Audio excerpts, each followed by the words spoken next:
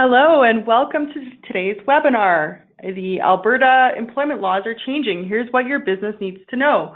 My name is Amber Ruddy and I'm the Director of Provincial Affairs for the Canadian Federation of Independent Business. Before we dive into this topic, I'd like to draw your attention to a couple of housekeeping items. Everyone should see a control panel on their screen with a place to ask questions.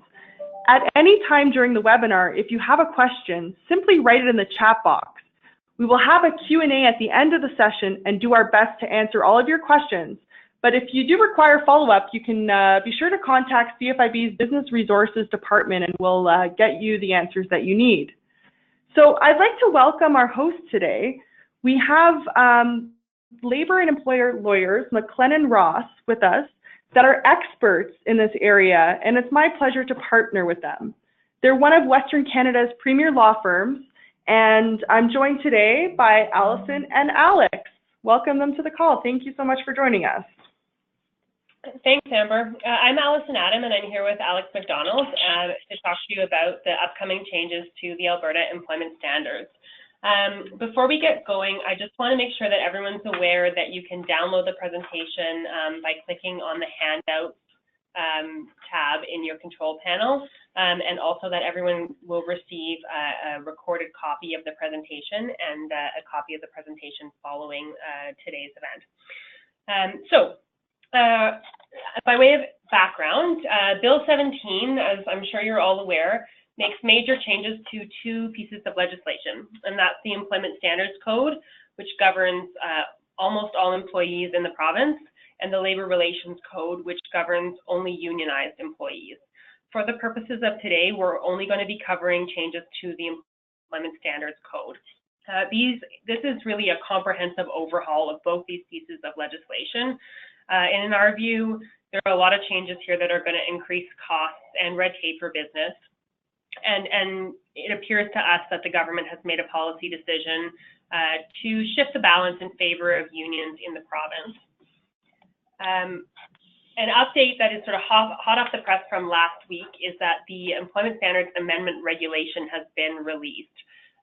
Employment Standards legislation really has two pieces. There's the code and also the regulation. The code contains the general rules, and then the regulation contains some nuances that can sometimes modify or even change the rules. And it provides a lot of clarification about certain questions that we had about the amendments coming to the code. So we're going to cover some of these today. Before I get going, one thing that I want to make sure that everyone understands is that employment standards is very broad-reaching legislation, and so it covers almost all employees in the province. So that includes casual and part-time employees. It does not include true independent contractors, but please be aware that if you have dependent contractors in your workplace who are working exclusively for you, then there's a good risk that they are also going to be deemed to be employees under the legislation. So it's very general, wide-reaching legislation with very few exceptions. That said, there are some exceptions for certain types of employees and for certain industries. And so if you fall into those industries, there may be different rules for you. So these are sweeping changes that are taking effect January 1st, 2018. And so employers really have very little time left now to get ready for these changes. So we're going to cover what we think are the most significant changes, but we do want to be clear that we are not covering all of the changes in the legislation. If you have additional questions about the legislation that we can't answer today, there is information available on the government's Employment Standards website. They have recently posted sort of fact type sheets about all of the changes. And also, as Amber mentioned, the CFIB has a great resource for members where they can assist you in your employment standards issues. Okay, so overtime is the first topic I want to cover. This is a significant change to the current state of affairs. Currently, as you know, employees can with agreement, bank overtime and then subsequently take that time off at a 1-to-1 ratio.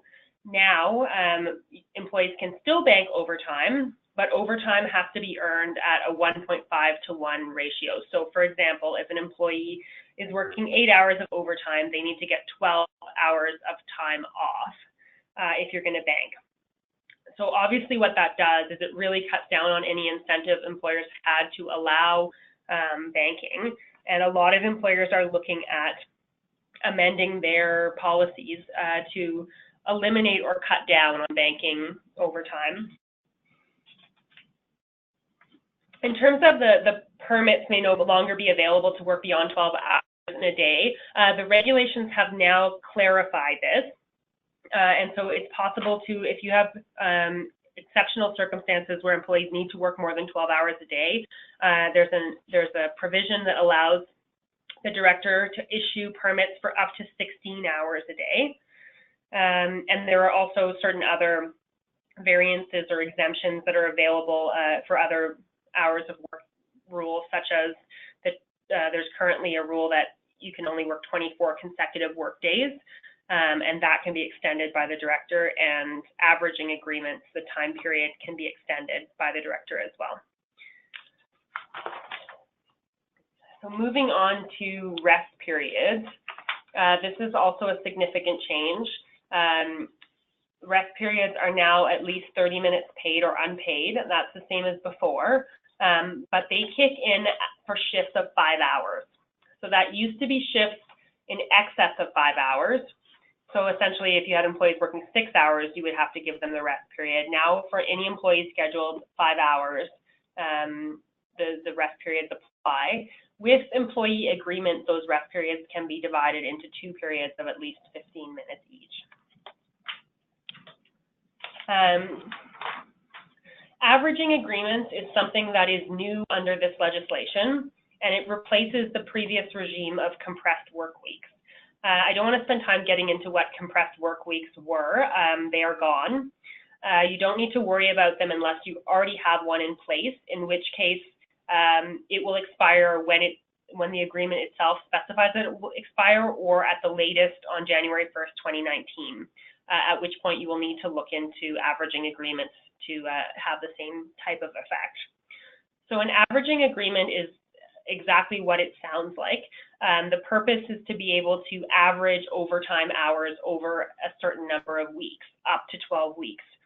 And so overtime is payable only if the average hours in the week exceed 44, or if the daily hours exceed the hours that are scheduled, up to a maximum of 12. You can average hours out, as I said, up to 12 weeks. So this is a great tool for employers who have peaks and valleys in their work, and may need employees for long periods of time in a few weeks, but not in other weeks. The one caveat is, there are a couple caveats. This has to be done on majority employee agreement if you don't have a union, and you have to be able to in a position to schedule this in advance. So averaging agreements require fixed schedules over the full term of the averaging agreement. We've been asked a lot of questions about whether there are templates available for averaging agreements. We have not seen them yet for Alberta, but we would expect that that's probably something that's coming to the government website. And certainly there is some precedent for this coming out of Ontario, so your employment lawyers likely have a precedent for an average agreement should you require one. The other thing about averaging agreements that's brand new with the regulations last week is that there is now something called a flexible averaging agreement. So one thing that employers and employees have been sort of up in arms with about this new legislation is that it really eliminates flex hours. It eliminates the one-to-one banking of time and having some flexibility in the scheduling. This flexible averaging agreement, which is set out in the regulation, appears to me to be a way to address that concern. And what it seems to do is allow employers to potentially offer flex time up to 2 additional hours, up to 10 hours a day. So you can get to the hours between 8 and 10. You'd be able to bank those at straight time. And those averaging agreements can go over 2 weeks. And the bank time has to be used up within the next averaging agreement. So the full cycle appears to be a total of 4 weeks. But as I said, this is all very brand new in the regulations, and so in some respects remains to be seen how this will shake out. Alex is going to move on to talk about holiday pay. Sure. So there are some pretty significant changes that they've made to the holiday pay scheme. In general, it results in a situation where employers are paying more and employees are getting paid more with respect to general holidays. There are kind of two components to the provisions on holiday pay, both in the old and the new legislation. The first relates to employee eligibility to receive holiday pay, and the second relates to the kind of value of their entitlement when they are eligible.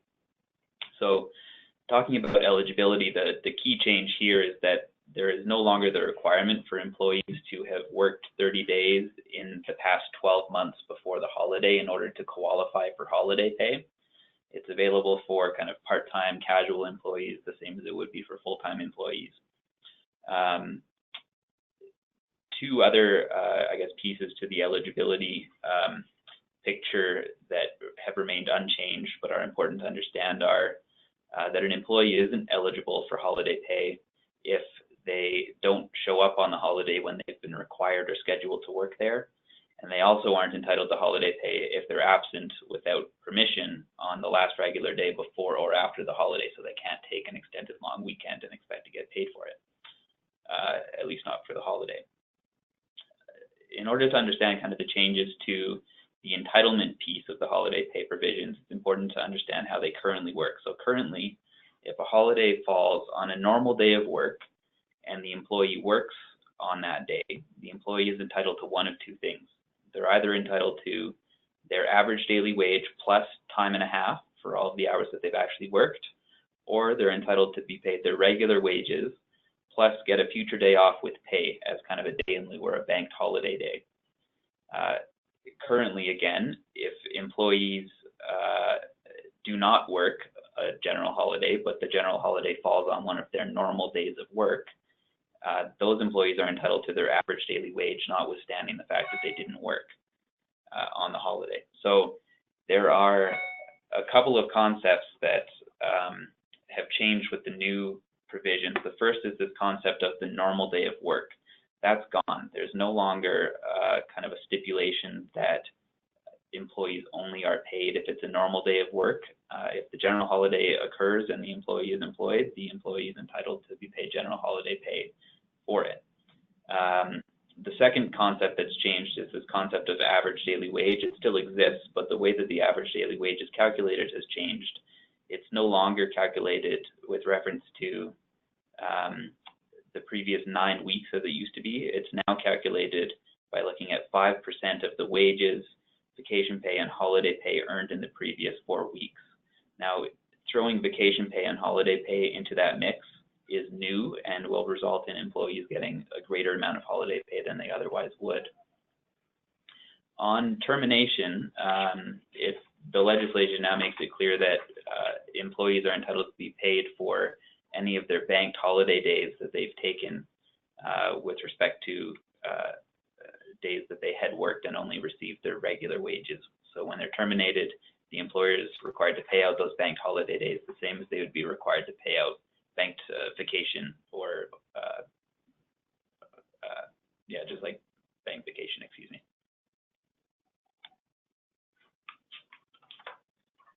Speaking of vacation, there's a slight change to the way that the legislation is worded. Previously, it was framed in terms of an employee entitlement, that employees were entitled to X number of days of vacation per year. That's now framed in terms of the employer's obligation. So it says that employers must provide vacation to their employees, which suggests that potentially there would no longer be the option to pay out vacation at the end of the year. And perhaps employers are going to have to start actually forcing employees to take their minimum vacation before the end of the year. And it, I guess, has yet to be seen kind of how that plays out, but that's kind of our initial read of it. Termination, the next slide. There are quite, I guess, significant changes to the termination provisions in the code. The first one is not one of them. It's kind of a minor change where the probation period and the period of time that elapses between different stints of employment used be based on 3 months, where an employee who had been employed for 3 months or less wasn't entitled to termination pay. Now that's changed to 90 days. So not such a big deal, but something to remember so that you don't get trapped when you're doing the calculation. Another significant change is that termination pay is now based on the last 13 weeks in which the employee worked. This is different from how it currently works, which is where termination pay is based on the average wages for the 3-month period immediately preceding the termination, whether or not the employee worked that entire 3-month period. Now it looks like it's calculated only with respect to the last 13 weeks that the employee actually worked. So if they've taken a week's vacation, that week doesn't count towards this calculation.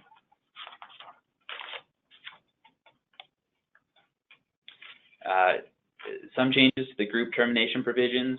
I'm not sure how applicable this is going to be to a lot of people here given the audience.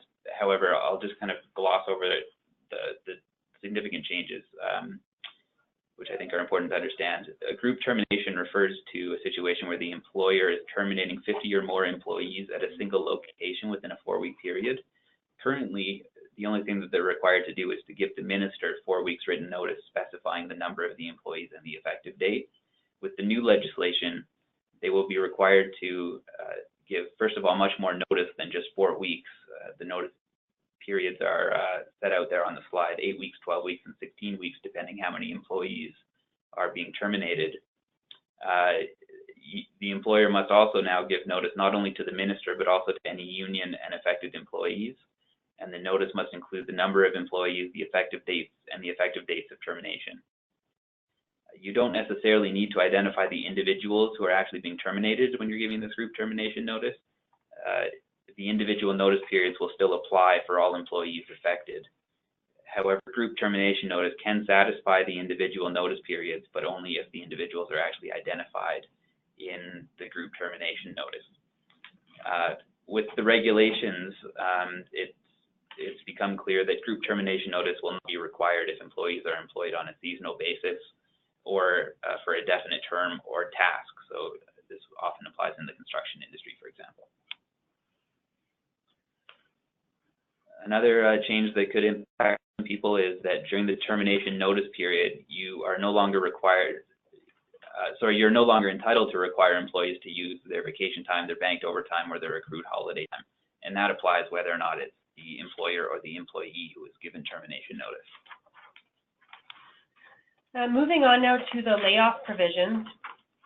There are some significant changes to this. As you may know, layoffs have previously been permitted under the code, even for non-union employees, and those layoffs were up to a maximum of 60 days, after which if the employee wasn't called back to work, they would be deemed to be terminated. Those provisions were generally thought to be fairly employer friendly, and so unsurprisingly, the changes here put quite a few more constraints on employers when using these provisions. So notice of layoff is now required in accordance with what's on the slide. And also, the layoffs can be for 60 days within a 120-day period. And so that sort of puts a stop to the practice that some employers engage in of recalling employees for a short period of time and then again putting them on layoff. Now, if you're off for 60 days within a 120-day period, that results in termination. One thing that's important to also understand is that if you put someone on layoff and you recall them to work and they don't come, then you may not have to pay that employee termination pay. So we're going to move on now to a fairly significant section on the changes to the leaves of absence in the code. So the new code has a lot more job protected leaves, and it's made changes to the existing job protected leaves. And these changes tend to bring Alberta more into line with what other provinces are doing. Some provinces, previously Alberta had the fewest number of job protected leaves, and now we're sort of more in the middle of the pack. There are some provinces that have other types of leaves that have not yet come to Alberta. For example, Quebec has a wedding leave. Okay, so we're first going to cover the changes to the existing leaves of absence, and then we'll move on to cover the brand new leave. The first changes are to the maternity and parental leave. Maternity leave is up to 16 weeks from 15, and significantly, maternity leave now can start anytime within 13 weeks prior to delivery, and includes pregnancy ending without a live birth. Parental leave is now up to 62 consecutive weeks, which takes a total of maternity and parental to 78 weeks, which is essentially the 18 months or the year and a half that to match up with the federal employment insurance regime. Significantly, there is also protection in the code for employees who are entitled to start a maternity or parental leave. So as you know, it's always been the case that employers are prohibited from terminating an employee who is on maternity or parental leave. Now there is a provision that says that you cannot terminate an employee because they are entitled to take maternity or parental leave. Now that suggests to me that it might still be possible to terminate a pregnant employee or an employee who's entitled to parental leave for regular business reasons, but it seems to import a human rights type analysis that you cannot do it because of the upcoming leave. So that certainly throws a wrench into some business decisions that you might be making. The other key change is that employees are now eligible for maternity or parental leave after only 90 days of employment.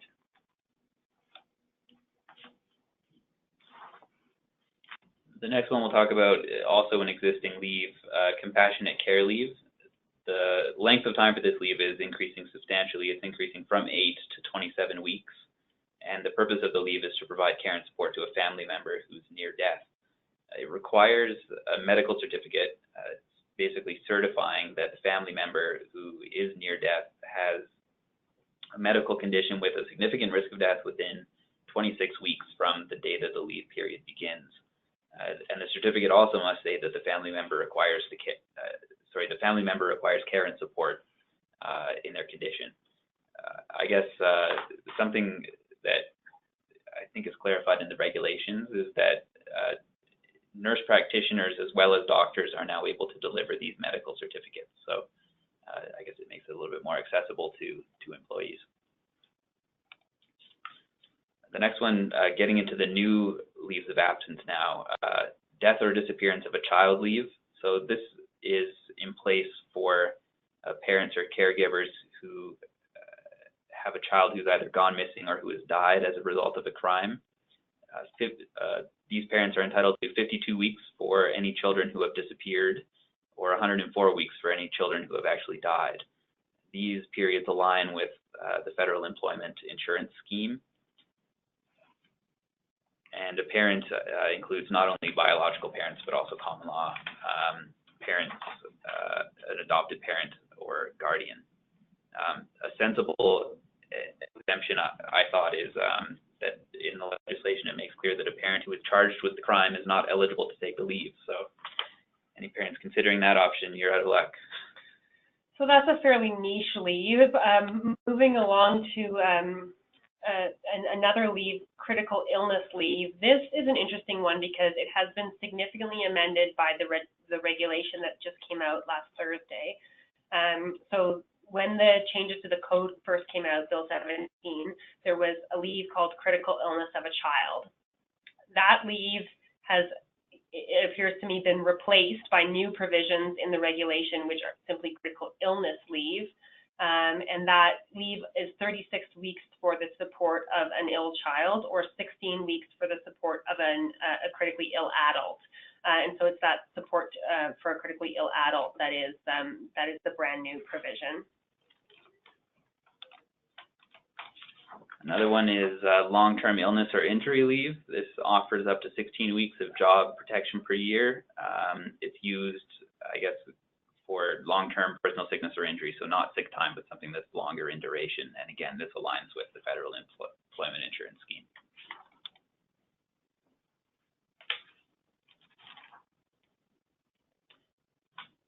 Another one, the domestic violence leave. This is up to 10 days of job protection per year, and it's designed to protect employees who are victims of domestic violence. It's not limited to criminal code offenses and can include everything from psychological or emotional abuse, stalking, sexual assault, or forcible confinement, and those are all set out directly in the text of the legislation. Employees who want to take advantage of this leave have to be employed for at least 90 days prior, and the leave must be taken for a specified purpose. And again, these are set out in the legislation, but the specified purposes include for seeking medical attention for a child or for yourself, to obtain services from victim services organizations, to obtain counseling, to relocate your residence, or to seek law enforcement assistance in dealing with your situation.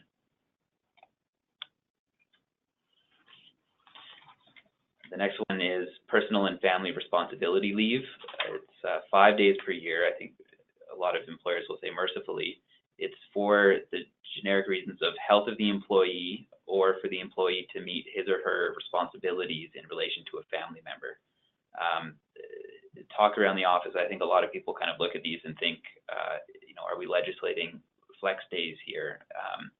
It really is so vague that it's hard to imagine a situation where you can call an employee on taking a day like this inappropriately. Luckily, it is only 5 days. And there is a requirement that you must give as much notice, or the employee rather must give as much notice as is reasonable and practical in the circumstances. It's not clear kind of whether or not an employer would be entitled to deny the leave, or which circumstances it would suggest that insufficient notice was given. Bereavement leave is one that a lot of the other provinces have that we're now adding in Alberta. This is 3 days per year for employees to take on the death of a family member to attend the funeral or for other purposes. And again, there's the requirement that you must give as much notice as is reasonable and practicable in the circumstances.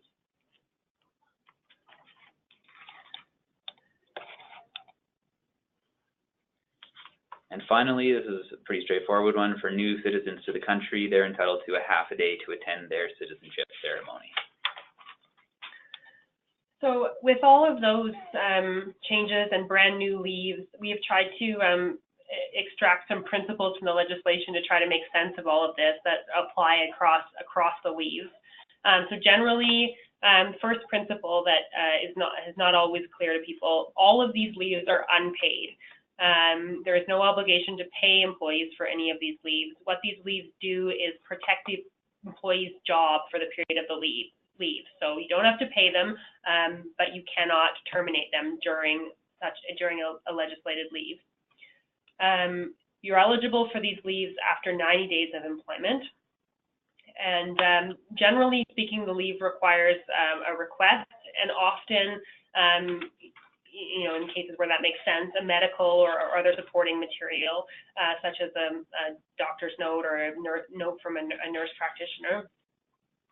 In most cases, employees have to give notice of their intention to return to work of at least 1 week. And for longer leaves, there's sort of a recurring obligation to reinstate the employee at the same or comparable position at the same pay. And that is a provision that I think we're fairly used to dealing with in respect of maternity leave, and we would expect it to apply similarly. With respect to enforcement, there's a few kind of new concepts. In general, there are now 2 ways that an employer can end up paying more than just kind of the accrued liability for wage or entitlements. So in other words, there are kind of 2 ways that they can be levied fines or penalties over and above kind of the entitlements under the Act. The first, it already exists, and those are offenses.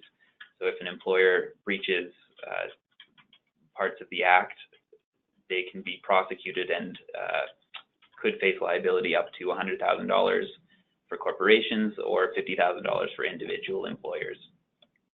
This administrative penalty idea is something new that's been added to the legislation, and these are new remedies available to the director, I guess, to add a little bit more flexibility and to give the code a little bit more teeth. They apply where the employer has contravened or failed to comply with a provision of the code, and the penalties will be levied or can be levied on a per-day basis up to $10,000 per day of contravention. The regulations actually set out a table giving the minimum penalties for the first, second, or third violations, with minimums escalating kind of as you move along the path. These minimums are a fair bit less than the $10,000 kind of maximum, but not insignificant. Where an employer is forced to pay an administrative penalty, they cannot also be charged with an offense. So in other words, they can only hit you once. Another significant change is the powers that officers have to search out and remedy non-compliance with the code. They've now been given expanded powers, one of which is the power to access the employer's IT systems to examine records in a readable form. Another power that they've been given is the power to require the employer to create a report based on its employment records. So, for example, they might ask the employer to kind of assemble all of its records and put together a report summarizing all of the overtime hours worked in a given period of time to help them assess whether or not there's been a breach in overtime pay obligations. Another power that they have that's new is the ability to require the employer to actually conduct its own audit of itself to determine whether its own practices are in accordance with the legislation. And to me, it kind of seems like a bit like employer shaming. I don't know if anyone has seen kind of those dog shaming videos where a dog will get into cookies or something and you make the dog look at its own mess and you say, look what you've done. It's kind of seems like something similar is going on here.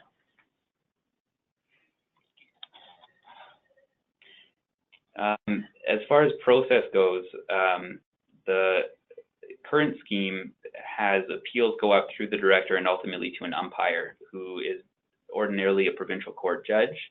Under the new legislation, the appeals are going to be handled by what's termed an appeal body, and this appeal body is established by the Lieutenant Governor and Council. We understand that the appeal body is likely going to be the Labor Relations Board, although this hasn't been confirmed to our knowledge. Until it is, umpires, i.e. provincial court judges, are going to be deemed to be the appeal body as kind of an interim measure. There's a change to limitations. Currently, no order can be made with respect to earnings after 1 year has elapsed from the time that the earnings should have been paid to an employee. This limitation no longer exists. There are some limits on the period for which wages can be ordered, but theoretically an officer could make an order for unpaid amounts kind of during a 6-month duration or a different duration that had accrued more than 1 year ago, or that should have been paid more than 1 year ago. Variances and permits, there's currently in the current legislation not very much in the way of procedure around how these variances and exemptions are obtained. There's a lot more detail now, both in the legislation and in the regulations about the procedure and the requirements for obtaining these types of things. And finally, it is now an offense to breach any provision of the code. Previously and currently, it's the case that it's only an offense that is prosecutable if you breach kind of specific serious parts of the code. From now on, any kind of minor breach, in theory anyways, could actually be prosecuted. Okay, moving on to the youth employment section. These provisions have been fairly dramatically overhauled, ostensibly to comply with the International Labour Organization standards. 12-year-olds can now only be employed in artistic endeavors, and now that we have the new regulations, we know that these things on the screen are what they mean by artistic endeavors. 13 to 15-year-olds can be employed in artistic endeavors and light work. Despite the fact that we have the regulations, light work has still not been defined, as far as I can tell, and seems to remain to be determined by the director. The other restrictions on employment of 13 to 15-year-olds are there. Interestingly, the legislation, the code groups 15-year-olds with 13 and 14-year-olds, but the regulations group 15-year-olds with 16 and 17-year-olds. So 15-year-olds are clearly, as we all know, the most complicated age out there. But I think most of the restrictions that are there are self-explanatory and relate to, evening work, overnight work, and work on school days. one thing that's key is that consent is required from parents in most cases. 16 and 17-year-olds can be employed in any work, but there are restrictions on hazardous work and on employment in certain industries, and again on late night or overnight employment. Okay, some other key changes. These are kind of just miscellaneous things, quick snappers, if you will. The first one is that it now applies to farm and ranch employees, that is the code. All farm and ranch employees will be subject to the code except for family members, and who constitutes a family member is all set out in the legislation itself. With respect to deductions, currently employers are allowed to deduct with consent certain amounts from an employee's compensation. One of the things that they can currently deduct is with respect to employees who are paid by commission. If they're paid kind of on a draw basis where they get a certain amount kind of upfront, subject to that amount later being collected from the purchasers, right now the employer is entitled to kind of claw that amount back. Under the current act, I think there's a risk that that kind of structure may no longer be permitted because there's a restriction on, as it says here, deducting amounts if a purchaser doesn't pay the purchase price. Employment records, the new code specifies that additional employment records that employers are required to keep can be, I guess, defined by the regulations. Currently, the regulations haven't defined any additional employment records, though in theory, I suppose they could. So something to keep an eye on. The current schemes and permits will continue to the expiry of January 1st, 2019. And people with disabilities are no longer exempted from minimum wage. So everybody across the board is going to be entitled to receive the minimum wage, which has also gone up. As far as the effective dates, it's January 1st, 2018 for most things. One exception is for youth employment provisions, which are effective on the date that they are proclaimed. And the other exception is for employees who are subject to a collective agreement, where the collective agreement is currently in effect and doesn't expire until after January 1st, 2019. Employers and unions are given kind of this one-year grace period to rebargain to bring the provisions in line with the new legislation. Any agreements that expire within that time and are replaced before January 1st, 2019, obviously will have to comply as well. Okay, oh, sorry. So our presentation is focused on the changes to the Employment Standards Code. I think, though, even for non-unionized employers, it's important to understand that the Labor Relations Code, which governs unionized workplaces, has also been the subject of a comprehensive reform. And this reform has really made it much easier for unions to become certified in your workplace. So I think that means that even non-unionized employers, you know, to the extent that you haven't been alive to watching for the signs of a union campaign, to understanding what's going on with your employees and whether or not they might be interested in joining a union, it's become even more important to kind of get ahead of those things.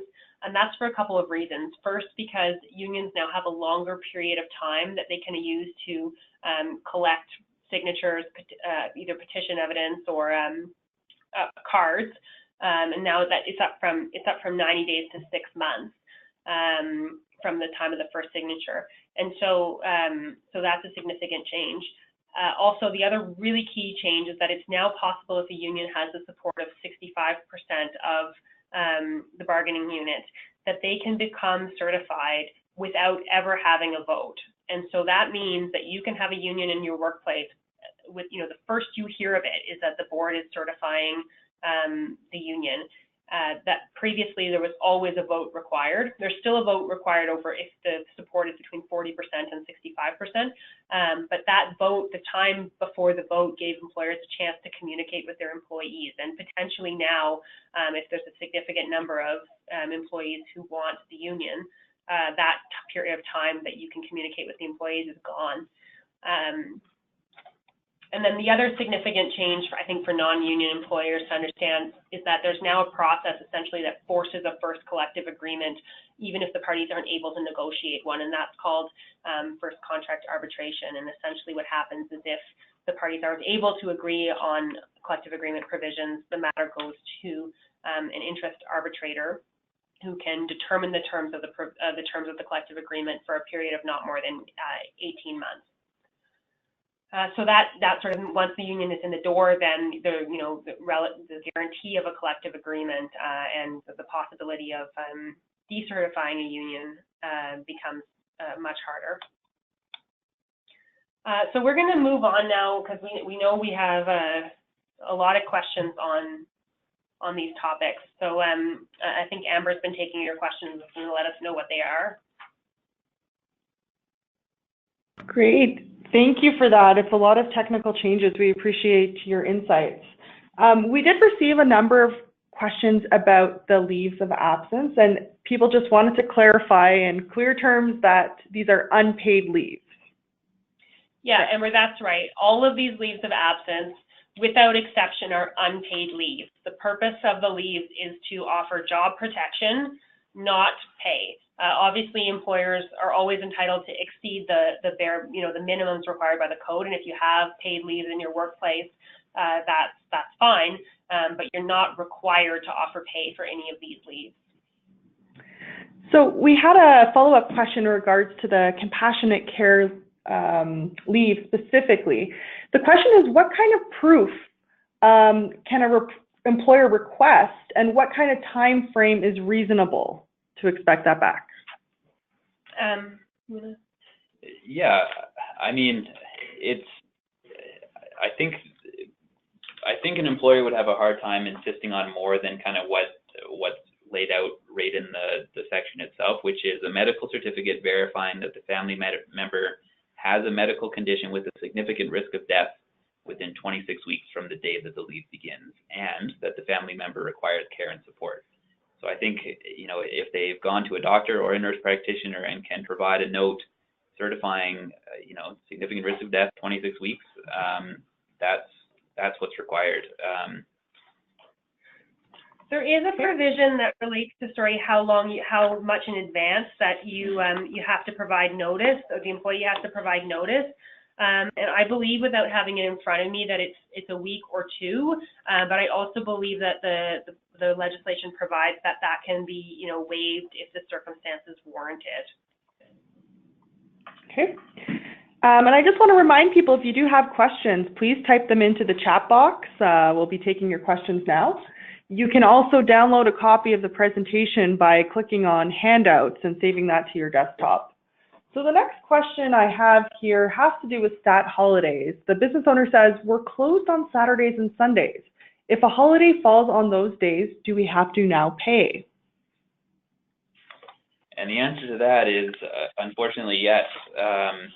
Now that they've removed the concept of normal days of work, all employees, if they don't work on the general holiday, are still entitled to be paid their average daily wage for that day. It's unfortunate that there's no longer a way to kind of assess whether or not that would have been a normal day of work, but that is how it is going to work going forward. Yeah, so from our understanding, we don't see anything in the legislation that modifies that if your business is closed, or if it's a weekend, whatever the case may be. There does not appear to be any exceptions in the legislation for that. And so regardless of whether the employee is required to work or actually does work, holiday pay is required. And there was also, I saw a question coming in about the specific manner in which stat pay is calculated. And so I think Alice has the exact formula there. He's going to just... Yeah, so average daily wages, it used to be calculated with reference to the last 9 weeks. It's now calculated with reference to the previous 4 weeks, and it's all of the wages, the vacation pay, and the holiday pay that the employee earned in those 4 weeks times 5%. That now is going to be the average daily wages for the purposes of the general holiday pay provision. And so obviously that's an increase because previously you just looked at regular wages as opposed to the other things that are going into the calculation. Vacation pay and holiday pay as well now. So we have a question here about. Oh, go ahead. I just was able to verify on the compassionate care leave. The question earlier came in: how much notice does an employee have to give, or how far in advance do they have to provide a medical certificate?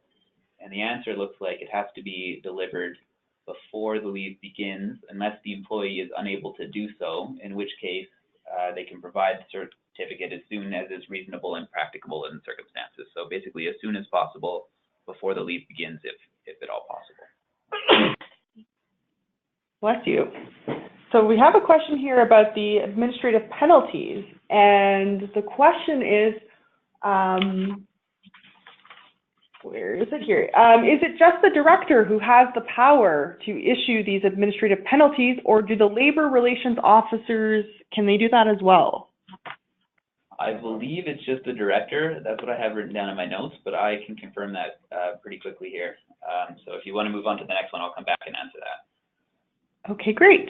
We have a question about the banked time. Do you still have to pay out at time and a half to the 1 bank hours if you have a signed agreement with the employer for a one-to-one? There's no longer any ability, to my understanding, to use a one-to-one system. So the previous overtime agreements that were available are no longer available. The only exception to that I can see in the code for generally for employees is these flexible averaging agreements, which allow employers, or if it on the request of an employee, it allows for a one-to-one calculation for the hours between 8 and 10 in a day when certain other conditions are met. So that's those flexible averaging agreements that have just been spelled out in the regulation appear to be the only exception to the one-to-one. Otherwise, the one-to-one is no more. So we have a couple more questions of people wanting to clarify in terms of their part-time employees. Are they entitled to these stat holiday pay? Yes. Part-time employees, casual employees, all entitled now to holiday pay. So that is a significant difference. That said, obviously the calculation is based on earnings of the previous 4 weeks. And so, a casual employee who worked 1 day each week of the, previous 4 is not going to be paid the same amount as a full-time employee. But certainly casual and part-time employees are entitled to holiday pay calculated in accordance with the code. Yeah, the answer on the other question is that yes, it is just the director who has the power to levy those administrative penalties and not officers. There's a question here. Can you pay commission when the receivable is collected to avoid the deduction issue and clawback? Yeah, it's a good question.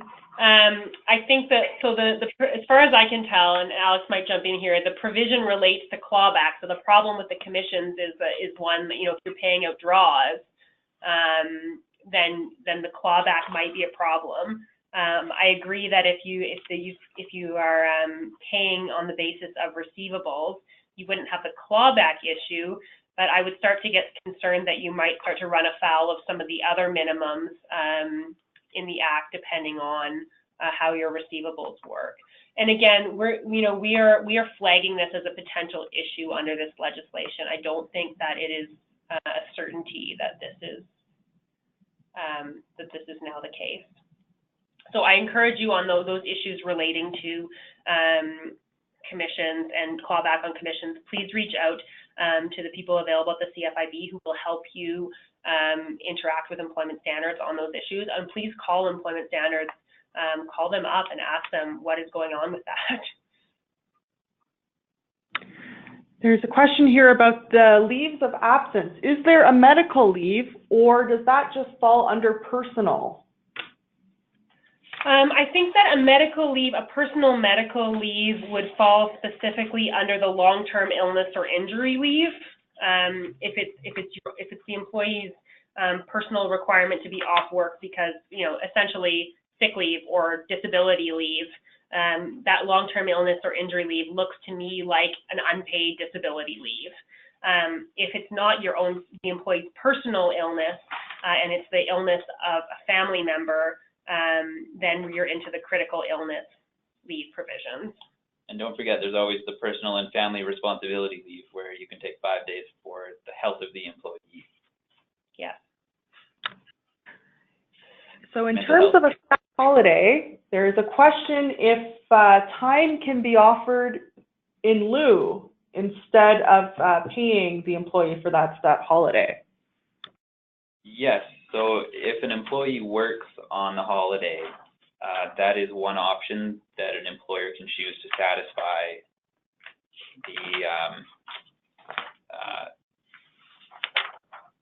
the requirement. So again, they can pay either the average daily wage plus 1.5 times the employee's wage rate, or they can pay the regular wages for the time that the employee actually worked on the day, plus a future day off with pay, again, calculated according to the average daily wage that we discussed earlier. Yeah, what's important to clarify about this is that holiday pay for employees who work the stat has not really changed, in terms of what's available. The way you calculate it has changed, but not, not the holiday pay itself.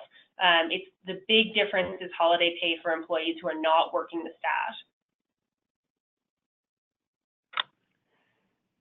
There's a question about the youth employment rules. Do those apply to family members? You know what? I think that's another one that Alex is going to have to look up. I am not sure about the answer to that. Okay. There is a question here about the banked hours. If they're accumulated prior to January 1st, but used after, which set of employment standards are they treated by? So that has been specifically spelled out in the new regulation, and I'm happy to report one piece of good news. It is the old rules that apply. So if you have employees who have banked hours and you're running, the banked hours are going to carry over to January or February into 2018, those banked hours can still be taken on the old rules, the 1-to-1 ratio. Any new time that is banked for time worked beginning in January, the new rules apply. So I have a question about the vacation payout. Can you clarify the requirements at the end of the year to take care of that? So currently, a lot of employers have what we call, what employment lawyers like to call use it or lose it provisions for vacation. And so that type of provision that says you have to take all your vacation and you can't carry it forward isn't applicable to employment standards minimums. That's the kind of the first point. And so, under the old rules, employers have been required to, for a vacation that is required by the Employment Standards Code, so either the 2 or the 3 weeks, that vacation had to be paid out at the end of the vacation year. Now, with the change to the legislation, there's an open question, I think, as to whether that is still permissible, because the wording has gone from it's gone to a mandatory language that employers must provide vacation, and so it's actually providing the vacation itself. So the question now is, can you still pay employees out at the end of the year, or do you actually have to force them to take that vacation during the year? So require them, they actually take the 2 weeks or the 3 weeks that they're entitled to under the Employment Standards Code. Just to qualify that, some employers offer certain employees more vacation than is required by the code, and those types of use it or lose it policies that I was talking about are fine for additional vacation over the minimums. So we have a question here. This comes into force on January 1st, which is New Year's Day. Is that effectively the first stat holiday, the first day of the legislation?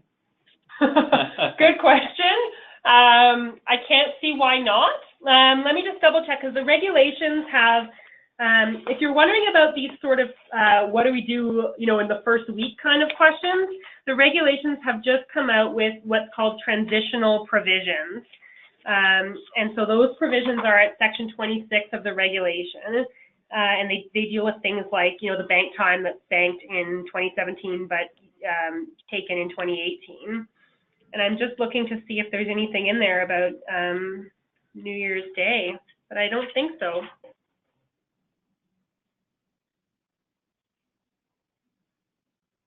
Yeah, I don't see it offhand, so I think yes, that's the first stat holiday under the new regime.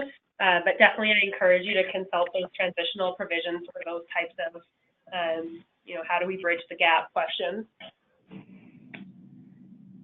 This business owner asks that they state that they've previously paid vacation pay on each paycheck. Is that still an option?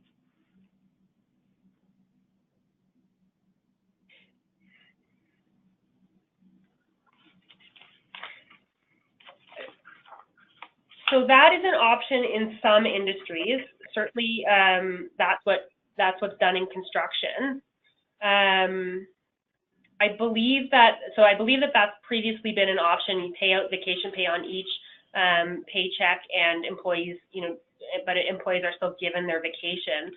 Alex, do you think there's anything in the new legislation that changes that? I don't think so. I think that however it was working before, I think is the same under the new code. I think the only differences with respect to vacation were the ones that we outlined on the slide, which was, the changing to the wording, putting the onus on employers to provide vacation, and the fact that vacation can now be taken in half-day blocks. That said, there are requirements in the current legislation about when vacation pay is paid and paying it at the time of vacation. So, those are, if you're going to continue with that practice, those are provisions that I would encourage you to review. And again, I'd encourage opposing that question to employment standards. Often we call employment standards to get their take on something. You may not always want to take them as being 100% certain of the response, because sometimes different employment standards, people have different answers to the same question, but I think it's always worth asking the question. Okay, well, I'll take a last question before wrapping up. And I encourage people to reach out to Business Resources at CFIB if you continue to have questions, and we'll do our best to share all the information that we have. So the question is, what do we need to do to make sure that independent contractors are viewed as contractors and not employees of a business? Oh my, that's a whole other webinar, but I will take a stab at it. So the essential distinction so there are really three categories in common law. There's independent contractors, dependent contractors, and employees. For the purposes of employment standards, dependent contractors often get lumped in with employees and covered by the legislation. And the real difference between, the line between dependent and independent contractors relates to the exclusivity of the arrangement. So if the issue is that if you have, a quote unquote contractor who is only working for you, then I think that you are definitely potentially running the risk of that person being classified as an employee. That said, that is a gross oversimplification of the test for the distinction between a contractor and employee. The test relates to, is there a chance of profit, risk of loss by the contractor? Does the contractor use their own tools or the employer's tools? Who controls the work? How is the work directed? There are, a number of factors that go into that. But what I would caution people is that a lot of the people who we call contractors are not contractors. They are, if they are working full-time for you and they're, on your premises using your tools, getting paid by the hour, there's a high probability that you have problems and that you ought to consult a lawyer about the agreements that you're using. The other thing is that the courts have said over and over again that just because you call it an independent contractor arrangement doesn't mean that it is. So lots and lots of employers have, you know, an independent contractor agreement that they enter into with people, but that does not mean they're a real independent contractor. And lastly, one thing is that one thing that we recommend is often if you're contracting directly with the individual, that's another, like, that doesn't mean that they're not an independent contractor, but that's often a red flag. Contracting with a corporation that the individual provides services to is certainly the better route to go. And I'll just add one final point to that, which is the importance of having kind of a contract in place between you and whoever the person is, and to the extent that you can, to reflect any of these kind of indicia, like, you know, risk of loss, control of the ownership of the tools, control of the work, all of those things. If they point to this person being an independent contractor, it can only help to have that written down in a contract somewhere. And as you're kind of putting the contract together, it's important to kind of, you know, think about all of these different things and think about how you can structure the work relationship so that it resembles more of an independent contractor relationship than an employee relationship. Mm-hmm. Like the courts will not look at those. Like courts often look at those and say, oh, that's a tax. Like that's essentially what they're saying is that's a tax arrangement. You guys can structure your tax arrangement, you know, however you want. That's, you know, from an employment standards perspective, that's not our problem. Go see the CRA. But from an employment standards perspective, that person is an employee, and that's, you know, that's a real risk. Thank you very much. We'll end on that note. Do you want to take a quick minute to talk about some upcoming webinars? I do. So McLennan Ross hosts regular webinars and seminars for employers on current topics. Our next one is on Thursday. It's on workplace harassment. If you are interested in attending, please feel free to email me or Alex. The one after that, which I really recommend if you are in Calgary or Edmonton, is the Year in Review. It's an afternoon in-person presentation where we cover the key developments in labor and employment law over the last year. And so if you would like to receive we do also do e-alerts for employers on changing legislation, on new cases that you need to be aware of, and we plug our webinars across that as well. So if you'd like to be added to that list, there's an email for Sarah Short on the slide. And if you have any other questions, or please contact the CFIB, or if you have any questions about webinars or questions for us, please feel free to contact us. The information on the screen. Thank you very much, Alison and Alex. And with that, we are now going to end the webinar.